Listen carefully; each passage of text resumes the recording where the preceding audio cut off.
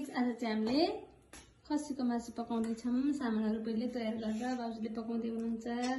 ल अब बाबुजीले यतातिर ग्यास अन गरेर बसाल्दै हुनुहुन्छ। हाम्रो कराई यस्तो कराईमा पकाएको चाहिँ एकदम मिठो हुन्छ। हजुरहरूले कस्तोमा पकाउनुहुन्छ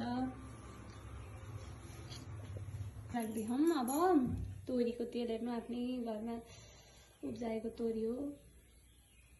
तेल हेर्नु, अब तेल राखिनु। अब यो तेल तात्न पर्यो, एकछिन त लाग्छ। हाम्रो अब तेल पनि तात्यो। अब भाउजूले के राख्नुहुन्छ हेर्नु है। मेथी राख्नुभयो, हामी कान्छी भाउजू। मेथी राखिसकेपछि अब हामीले चाहिँ सुन्तौलीका पात हेर्नु, सुन्तौलीका पात,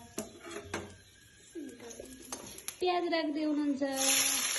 त्यसलाई मलाई फेरि प्याजलाई हल्का कलर आउँछ नि हामीले छोडिदिने।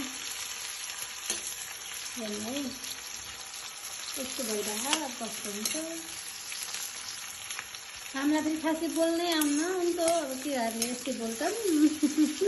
मलाई पनि अब याद हुन्छ भनेर बनाएको।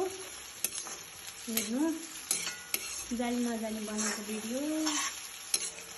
अलि अरूले गाएको गीतमा टुकुन गर्ने बानी। अब यो बोल्दाखेरि त के बोले कहाँ बोले जस्तो हुने त यस्तै छ। सारा यस्तै छ भने जस्तो हो। अब यसलाई चाहिँ हामीले एकैछिन कराइदिनु छोडिदिन्छौँ। के भयो हेर्नु। त्यसपछि हामीले जिराको पेस्ट राख्दियौँ। खोल्ने पकाएर केटाकेटीको लागि राम्रो हुन्छ भनेर, आफूलाई भन्दा नि केटाकेटीको लागि सोच्नु पर्यो। यस्तो छ। अब चाहिँ हामीले जिरा राख्यौँ। अब यो जिरा पनि एकैछिन भुट्छौँ। मसला पनि भुटिसक्यो। त्यसपछि हामीले चाहिँ लसुनको पेस्ट राख्दैछौँ। हेर्नु, छिटो पिसेको खुर्सानी बिनाको खुर्सानी छैन। मसला पनि धेरै खाइन्न, त्यही भएर छिटो गराउँछौँ। हेर्नु, यता पकाउने कुक्ने हाम्रो नदीबाट कस्तो देख्छ क्या नि, वरिपरि खिच्नु नगर्नुलाई। यस्तो होइन है। नि राख्ने बेला भयो। अब हेर्नु, हामीले टमाटर राख्दैछौँ। टमाटर राखेर एकछिन चलाउँछौँ। त्यसपछि बेसार राख्नु घर बनाएको बेसार हो। बेसार राख्यौँ। मसला गलाउनको लागि नुन राख्दैछौँ। पकाउन त हामी 3-4 तरिकाबाट पकाउँछौँ। तर अरू चाहिँ यस्तै पकाउँदैछौँ। धेरै पछि नै हाम्रो यस्तै पकाउनु थालेको। ल हेर्नु कस्तो हुन्छ।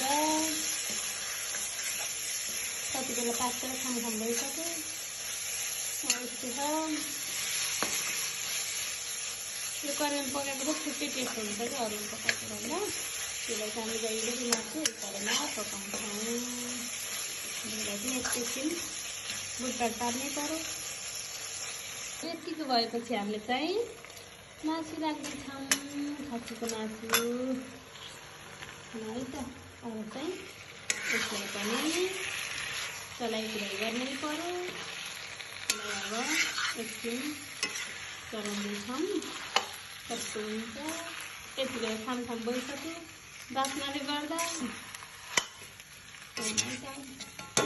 जानी बनाएको भिडियो कस्तो हुने हो। आफ्नै बोली सुन्दाखेरि लास्टमा अर्कै लाग्छ। गाइस, फेरि गाइस भन्छु क्या, गाइस भन्दिनँ भन्छु, फेरि लास्टमा गाइस हान्छ। है हेर्नु, हामीले भुटिरहौँ। अब यसलाई चाहिँ एकछिन दानाहरू छोप्छौँ। त्यसपछि कस्तो हुन्छ मासुलाई छोपेर भुटिसकेपछि अब चाहिँ यसलाई हामीले निकाल्छौँ। अब चलाउनु कतिको भएको छ, कस्तो राम्रो भएको छ। फेरि यसलाई एकछिन पड्किन जाने हामीले भुटभाट पारेर फेरि छोपेर राख्छौँ। कति राम्रो हेर्नु। सुषमाले पकाएको मासु हुन्छ। अचार लाउनु भएन, धेरै टाइमपछि पकाउँदै हुनुहुन्छ। यसलाई चाहिँ हामीले छोप्यौँ। एकैछिनपछि कस्तो हुन्छ है। हामीले एकैछिन अब यो पड्क्यो, अब हामीले चाहिँ अब कस्तो भयो एकदमै यतिको भएछ। यो भएपछि अब चाहिँ यसमा हामीले पानी पनि राख्नु पर्यो झोलको लागि। त अब फर्सीको मासु खाने भनेको झोलको लागि हो। राख्नु पानी राखेर एकछिन यसलाई चलाएर मजाले एकछिन फेरि पाक्न दिन्छौँ। यसको छिटो मिठो हुन्छ। केटाकेटी छिटो मन पराउँछन् यतिको भए। अब चाहिँ फेरि यसलाई चाहिँ हामीले छोड्छौँ।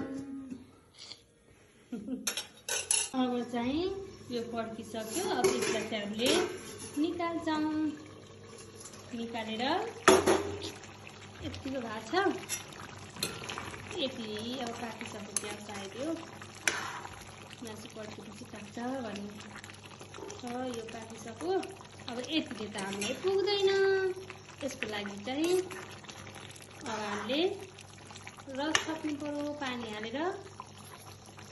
एकैछिन फेरि भल्काउनु पर्यो। त्यसपछि यो हाम्रो मासु रेडी हुन्छ। हेर्नु कति मजाले हेर्नु मजाले पल्किरहेको छ।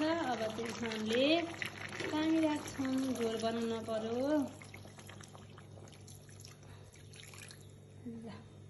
यति भइसकेपछि यसलाई मजाले पाक्न दिने। पाकिसक्यो। अब यसलाई मजाले भल्किन दिने। त्यसपछि हाम्रो मासु रेडी हुन्छ। ल है, हजुरहरूले कसरी पकाउनुहुन्छ कमेन्ट गर्नु होला। हामीले चाहिँ यसै गरेर पकाएको आज। यो खुर्सानी बिनाको हो। आमा चाहिँ खुर्सानी अब केटाकेटी नखाने। पछि केटाकेटीलाई निकालिदिएपछि हामीले यसमा खुर्सानी पनि राख्छौँ। हामी चाहिँ 3-4 थरीको तरिकाले पकाउँछौँ। तर आज चाहिँ धेरै पछि यसरी पकाएको। सकेसम्म केटाकेटीलाई मसला भुटेर पकाइदियो भने राम्रो हुन्छ हेल्थको लागि पनि भनेर। अब चाहिँ यसलाई हामीले छोपेर यो भल्किन राख्छौँ। त्यसपछि यो पाक्छ। हाम्रो यो चाहिँ भल्कियो। अब चाहिँ यो लगभग पाकिसक्यो। लगभग भन्दा नि पाकिसक्यो। अब कस्तो बाहिरमै हेर्नु यस्तो भएको छ। कति राम्रो भएको के हेर्नु न। खाम खाम खाम खाम भइसक्यो। हजुरहरू पनि खानुहुन्छ नि आउनु। फेरि यस्तो टङ्लङ्ग झोल नबन्नु होला नि। हामी यस्तै मन पराउँछौँ। केटाकेटी हाम्रो पिस खाँदैनन् खासै रस नै हो। अनि त्यही भएर चाहिँ यता खसीको चाहिँ सुप नै खाने भनेर सुप बनाएको। यस्तो भयो फाइनल्ली। अब चाहिँ यो कस्तो छ टेस्ट गर्ने अनि यसलाई उतार्ने। अब चाहिँ हामीले यसलाई टेस्ट गरेर यसलाई चाहिँ बन्द गर्छौँ। पाक्यो कि पाकेन, कतिको पाक्यो। केटाकेटीलाई अलि चाहिँ पकाउन पर्छ। केटाकेटीले अलि खाँदैनन्। यता चाहिँ हाम्रो टेस्ट गर्दै हुनुहुन्छ कस्तो भएको छ। फेरि कुक्ने पनि आफै खाने पनि आफै नभन्नु होला। यो चाहिँ मैले अहिले खाँदिनँ त्यो भएको भएर। अनि हाम्रो चाख्ने मान्छे कोही हुनु भएन। केही हुन्न। हामीले चाहिँ चोखो गराएर चाख्छौँ नि त। कलेज चाखो के चाखो भन्ने हाम्रोमा अलिक छैन। मिठो छ कस्तो छ आफै पकाएर आफै यस्तो त अलि भएन। अहिले यो खाएपछि कस्तो आउँछ भन्ला थाहा हुन्छ। तर हेर्नु चाहिँ एकदम मिठो भए जस्तो हो। अहिले चाहिँ मैले खाँदिनँ क्या त्यही भएर। र है त गाइस कस्तो लाग्यो यो चाहिँ भन्नु होला। जानी नजानी बनाएको यस्तै छ पारा। अनि ल अब चाहिँ हामी गयौँ। बाई बाई गर्नु। अब खाएको भिडियो हेर्नु ल ल।